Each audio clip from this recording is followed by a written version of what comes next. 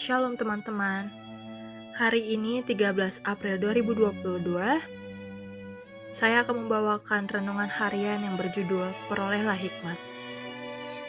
Kita buka untuk ayat intinya terdapat di Amsal 4 ayat 7 yang berbunyi, permulaan hikmat ialah perolehlah hikmat, dan dengan segala yang kau peroleh, perolehlah pengertian.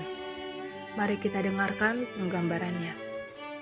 Pendidikan yang benar tidak mengabaikan pengetahuan yang bersifat ilmiah atau pengetahuan kesusastraan, tetapi di atas informasi mempunyai kuasa yang bernilai. Di atas kuasa adalah kebajikan, di atas pencapaian intelektual adalah tabiat. Dunia ini tidak begitu memerlukan orang-orang pandai lebih daripada orang yang mempunyai tabiat yang agung. Pendidikan memerlukan orang yang kesanggupannya dikendalikan oleh prinsip yang teguh. Pembangunan tabiat adalah tugas terpenting yang pernah dipercayakan kepada manusia. Dan belum pernah sebelumnya hal itu dipelajari lebih penting daripada sekarang ini. Belum pernah ada generasi manusia sebelumnya yang menghadapi masalah yang begitu penting. Belum pernah sebelumnya anak-anak muda pria atau wanita menghadapi bahaya yang begitu besar daripada yang mereka hadapi sekarang ini. Terdapat di Seri Membina Keluarga Jilid 3 halaman 225. Para pelajar, jadikanlah masa pendidikanmu sesempurna mungkin.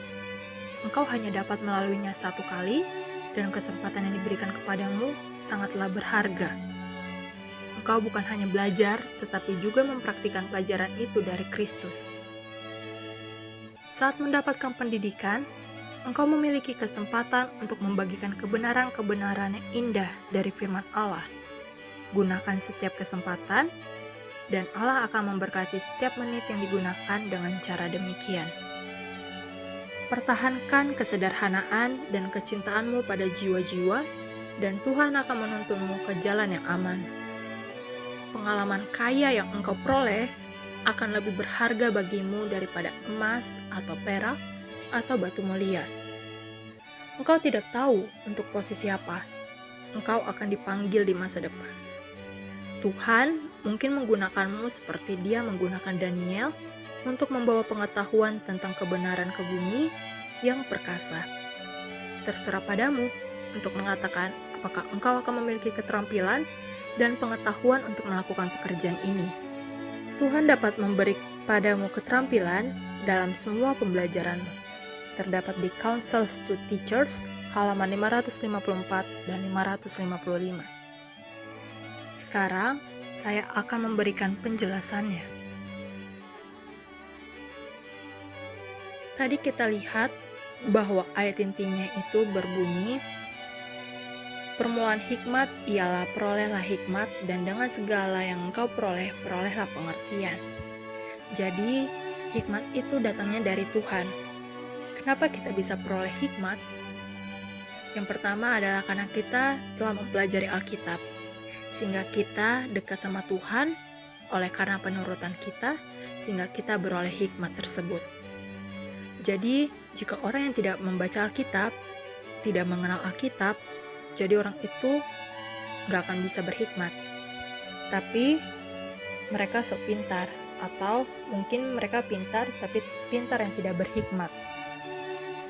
Kalau berhikmat, pasti di situ tidak ada yang namanya ego. Tidak ada yang namanya membela salah satu. Pasti berhikmat itu memperlakukannya secara adil.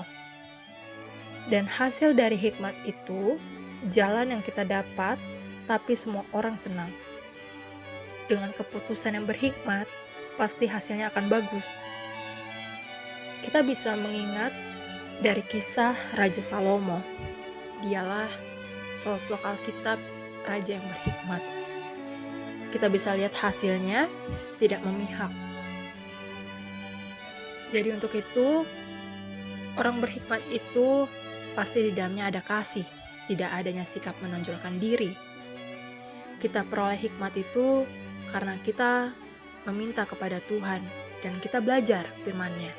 Lalu kita minta hikmat-Nya agar kita bisa beroleh hikmat tersebut. Orang yang berhikmat itu tidak pandang umur. Orang yang berhikmat itu sudah pasti dewasa. Dewasa dalam pemikiran. Jadi, bukan hanya orang tua yang berhikmat, tapi orang muda juga bisa berhikmat. Ada juga orang yang lebih muda dari kita, malah dia lebih dewasa dari kita. Jadi orang yang lebih tua juga jangan menganggap dirinya karena umurnya lebih tua, jadi menganggap dirinya selalu benar dan penuh hikmat. Dunia itu tidak begitu memerlukan orang-orang pandai lebih daripada orang-orang yang memiliki tabiat yang agung. Yang paling penting adalah memiliki tabiat yang agung. Kalau pintar itu belajar. Kalau hikmat itu kita minta dan belajar. Kalau pintar itu belum tentu berhikmat, bukan? Tetapi orang yang berhikmat sudah pasti pintar dan hasilnya akan lebih adil dan benar daripada orang yang pintar. Jadi itu intinya. Kalau orang berhikmat selalu mengandalkan Tuhan dalam setiap mengambil keputusan dan dia tidak pernah memihak kepada statement yang membenarkan yang salah. Jadi dia tetap pada pendirian benar di atas benar dan salah di atas salah. Dan keputusan yang berhikmat itu tidak pernah menyakiti. Tuhan sendiri yang bekerja dalam diri orang yang berhikmat tersebut. Jadi biarlah renungan pada hari ini dapat membuat kita menjadi lebih berhikmat, tapi bukan berhikmat karena pengetahuan kita sendiri, tapi adanya kita melakukan penurutan terhadap firman Tuhan, dan kita meminta kepada Tuhan agar Tuhan selalu memberikan hikmat kepada kita setiap harinya, sehingga apa yang kita putuskan dalam hidup kita itu adalah putusan yang bijak dan membuat diri kita menjadi lebih baik lagi. Inilah renungan kita pada hari ini. Tuhan Yesus memberkati kita semua. Amin.